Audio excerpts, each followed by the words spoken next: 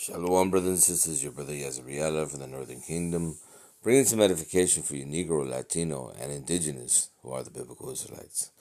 And before we start, we want to give all praise and honor to Yahweh, Bahashem, Yahweh Shai, Barakatham, Rakakadash. The Yahweh being the name of the Lord, not Jehovah, or God, or Yah, or Ahaya.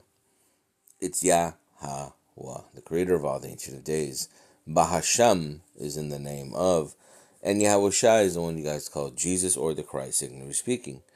And we give double honors to elders in GMS where we learn this truth. Shalom to the apostles, the bishops, and to the men down in the highways and byways, giving the 100% truth day and night. Shalom to you and your households. And shalom to the elect of the nation of Israel, Lebakar in the Hebrew, the house of David being rebuilt as we speak. Shalom to you. And shalom to the speckled birds among the heathen nations that look like the heathen nations, but return to the house of Israel and are being edified by these videos. Shalom to you. The date today is December 24th of 2025, our hopeful year of destruction and the salvation of the nation of Israel, the elect of the nation of Israel. Shalom to you. So we are winding down. This year has gone very, very quickly, and the Lord had told us that He was going to speed up things for the elect's sake. If not, there will be no flesh to be saved. And this year has sped up, and all kinds of things have happened, and prophecies unfolding as we speak. You know, rumors of wars, right? A few countries are going digital here very shortly. People are banning the Bible. So we know that the famine of the word is upon us. So all these things have to happen for Jacob's trouble to unfold. So 2026, if you're not strapped in, you're going to be caught with your pants down. So this lesson today, we're going to speak and get a breakdown about the 5 cities of Egypt. Okay? And if you see here, we have the names of the Father and the name of the Son, which is the foundation of all knowledge, of all power of the universe. Okay? The creator of heaven and earth, the Ancient of Days, Yahweh, the Father, from right to left. And you see the enunciation, Yahweh. Okay? And right below that, you have his Son,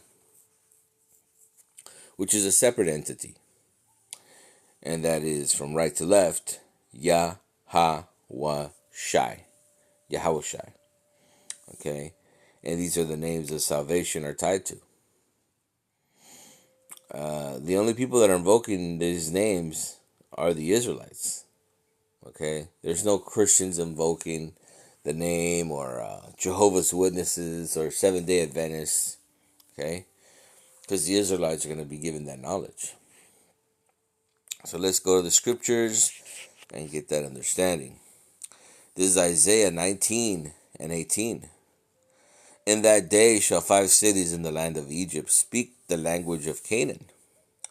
Now, if you're just analyzing this verbatim, just as it's spoken, what's the big deal? If this is ancient Egypt and they were speaking the language of Canaan, what would be the big deal?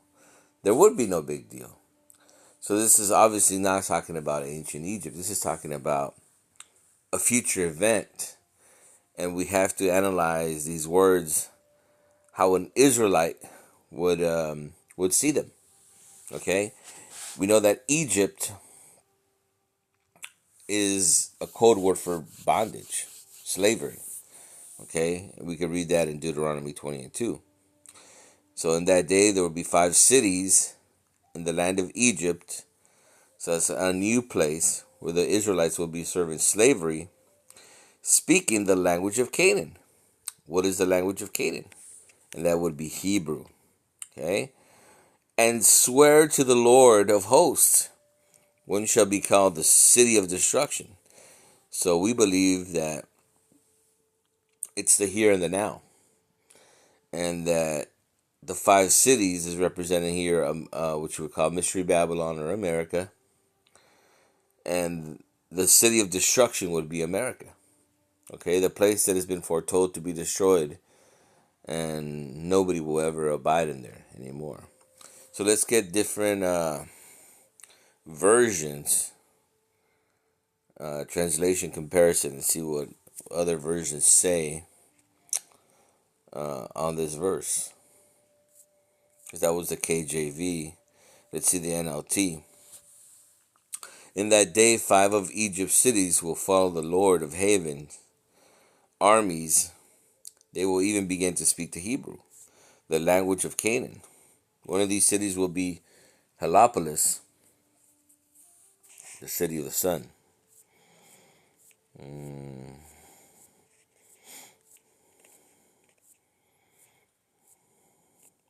NIV. In that day, 5 cities in Egypt will speak the language of Canaan and swear allegiance to the Lord Almighty. One of them will be called the city of the sun. ESV. In that day there will be 5 cities in the land of Egypt that speak the language of Canaan and swear allegiance to the Lord of hosts. One of these will be called the city of destruction. CSB. On that day 5 cities in the land of Egypt will be speaking the language of Canaan and swear loyalty to the Lord of armies. One of these cities will be called the city of the sun.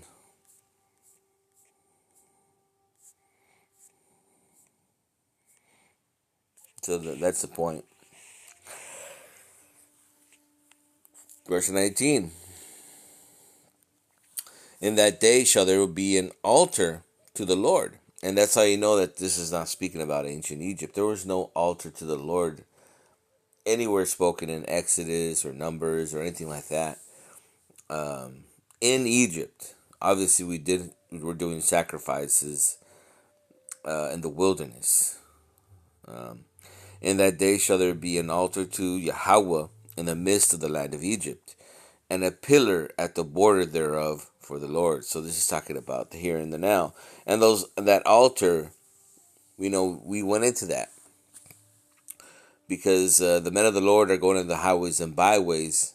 We're the priests of Yahweh B'Shem Yahushai, and we're giving these offerings every time we do a lesson. Every time we go on the highways and byways, you have to understand that there's priests that were given the smells, right?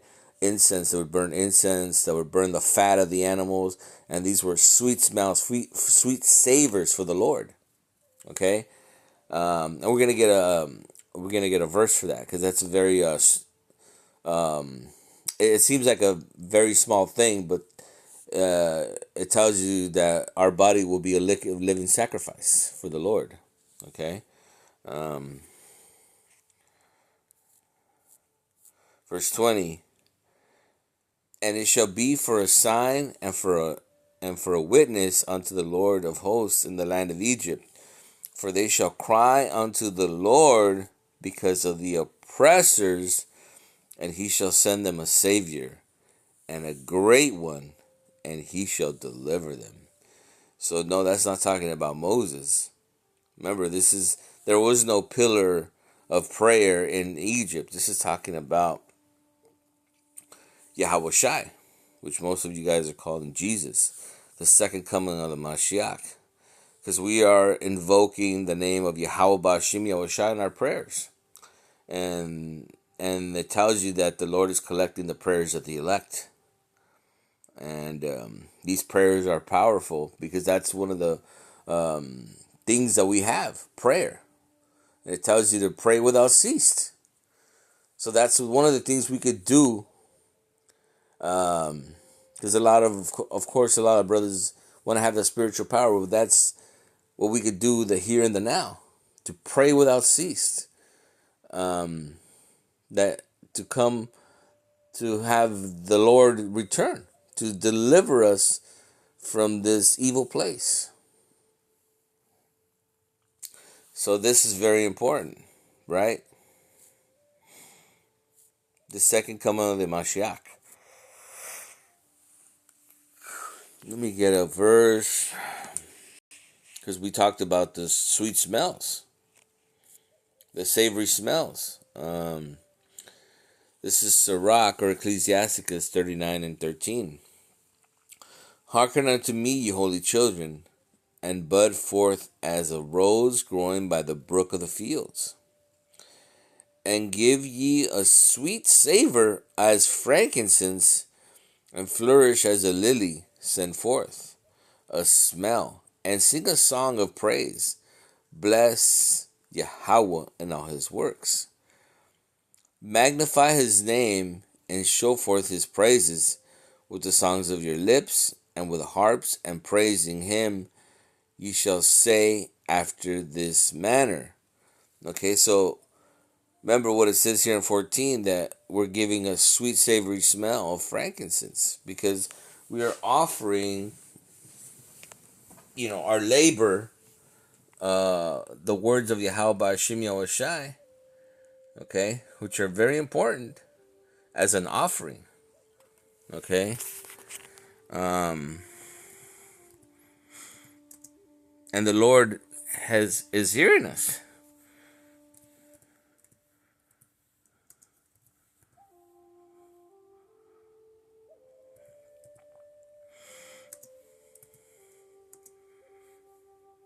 And the verse that to support that is Romans 12. So let's go to Romans in the New Testament.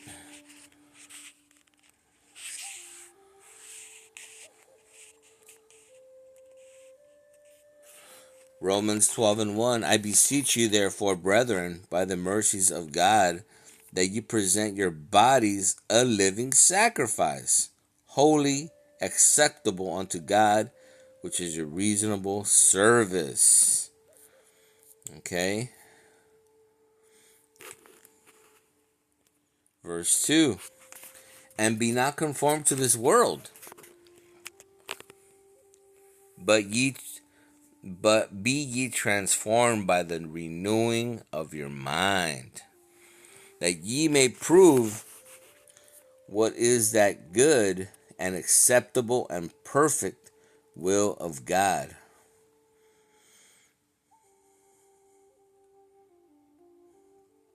So we have rethunk ourselves. The Lord has reminded us who we are. That we're the Hebrew Israelites. That we're kings and priests. And we are offering this sacrifice, this truth, these words. And the Lord is hearing our sacrifice and accepting our sacrifices. Obviously, we're not going to get it perfect, but we are rehearsing a righteous act. That's another great verse, brothers and sisters, because we're never going to get it perfect here. Why? Because we are in the flesh. We are in the flesh, so it's going to be imperfect.